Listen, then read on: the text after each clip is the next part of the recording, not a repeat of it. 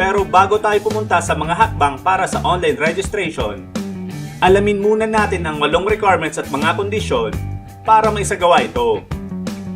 Ang pinakauna ay kinakailangan ang magpaparehistro ay isang individual o miyembro ng organisasyon at meron ng sariling LTO portal account. Ang pangalawa ay kinakailangang nakalink ang iyong sasakyan sa ginawa ninyong portal account. Ang pangatlo ay dapat ang huling renewal ng inyong sasakyan ay ginamitan na ng LTMS o ang bagong sistema na ginagamit ngayon ng LTO. Ang pang-apat ay dapat na updated rin ang mga detalye ng motor vehicle dahil ang panglima ay dapat ang nakalagay sa Certificate of Registration o CR ay ang kasalukuyang nagmamayari ng sasakyan. Ang pang-anim naman ay tanging sa mga private motor vehicle inspection centers lamang pwedeng dalhin ang mga sasakyan para makakuha ng inspection report. Ibig sabihin, hindi tatanggapin sa online registration ang mga galing sa emission testing centers o PETC. Ang pang-pito ay kailangang i-transmit ang Certificate of Coverage o ang inyong kinuhang insurance at dapat ay validated ito ng Insurance Commission. At ang pang-walo ay ang online renewal ng rehistro ay para lamang sa plain renewal. Pumunta naman tayo sa mga steps kung paano maisasagawa ang online renewal of registration. Una ay kailangan mo munang kumuha ng Motor Vehicle Certificate of Coverage o yung insurance na binanggit ko kanina sa inyong napiling insurance company na itatransmit naman electronically sa Land Transportation Management System. Ang pangalawa ay kailangan mo namang dalhin ang ipaparehistrong sakyan sa Private Motor Vehicle Inspection Center o PMVIC para makakuha ka ng inspection report. At katulad ng sa insurance, itatransmit din ng inspection report sa LTMS ng PMVIC.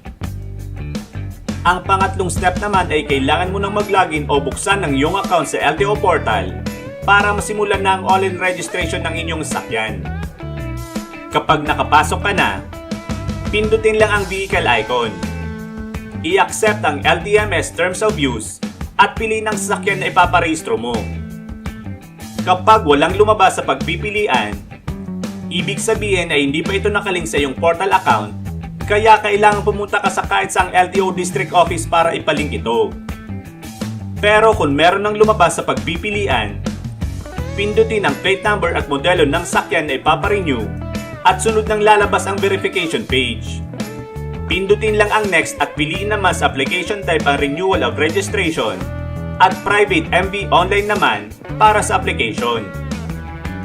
Muling pindutin ang next at sunod nang i-validate ang COC sa kinuha mong insurance company at ang PMVIC inspection report. Kusa nang lalabas ang reference number kung nasubmit, pero kung halimbawang hindi mo ito makita, kontakin lang ang inyong insurance provider kung sa COC ang may problema at ang PMVIC naman para sa inspection report. Pindutin na ang finish kapag tapos nang i-validate para magpatuloy na sa payment channel. Marami kang pwedeng pagpilian kung saan mo gustong magbayad katulad ng sa 7-Eleven, ilang piling bangko at iba pa, at makikita naman na merong nakalagay na karagdagang 60 pesos na babayaran para sa convenience fee. Pwede ka pa rin namang magbayad sa mismong kahera ng kahit saang tanggapan ng LTO at wala na itong karagdagang bayad. Mapapansin rin na sa ibang pagpipilian ay merong karagdagang bayad bukod sa convenience fee katulad ng sa Visa, Mastercard at GCash. Kaya sa halip na 60 pesos na convenience fee, ay halos magiging doble na ito at meron ring legal research fee. Ilagay lang ang mga hininging detalye para makapagpatuloy at pindutin naman ang Pay Now kung okay na. At kapag lumabas na ang transaction successful, pindutin naman ang Continue at lalabas na ang transaction details sa iyong portal account.